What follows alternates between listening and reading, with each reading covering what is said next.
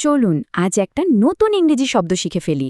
এর মানে কি আর কিভাবে ব্যবহার করতে হয় সব জানব। শব্দটা হলো অ্যাপোলোজেটিক, মানে কোনো ভুলের জন্য মন থেকে দুঃখ প্রকাশ করা বা অনুতপ্ত হওয়া। শব্দটা আরও সহজে বুঝতে চলুন আকাশের একটা ছোট গল্প শোনা যাক। আকাশ কথা দিয়েছিল বন্ধুদের সাথে একসাথে বসে গ্রুপ স্টাডি করবে, কিন্তু সে দেরি করে ফেলে। বন্ধুরা তো ওর নোটসের জন্যেই অপেক্ষা করছিল। পৌঁছেই আকাশের খুব খারাপ লাগল।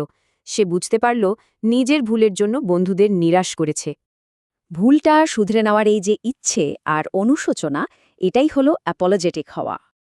আচ্ছা, শুধু সরি বলার অ্যাপোলোজেটিক হওয়ার মধ্যে কিন্তু একটা পার্থক্য আছে। অ্যাপোলোজেটিক হওয়ার মানে হল নিজের ভুলটা বুঝতে পারা এবং সেটা ঠিক করার জেনুইন ইচ্ছা থাকা। চলুন এবার কিছু বাস্তব জীবনের উদাহরণ দেখি। প্রথমে পড়াশোনার জগতে এর ব্যবহারটা দেখা যাক।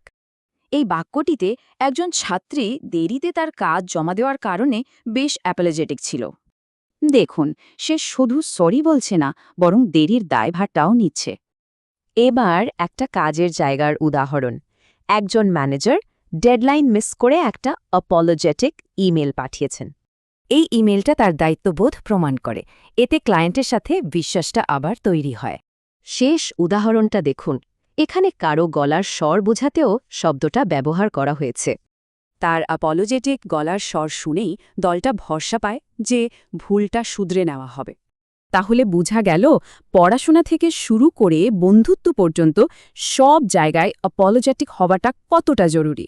সবচেয়ে বড় কথা হলো, অ্যাপোলোজেটিক হওয়া শুধু মুখের কথা নয়, এটা কাজ, দায়িত্ব আর সম্মানেরও প্রকাশ। ভুল তো সবাই করে, কিন্তু এরপর থেকে ভুলের জন্য আমরা কিভাবে সত্যিকারের অ্যাপোলোজেটিক হতে পারি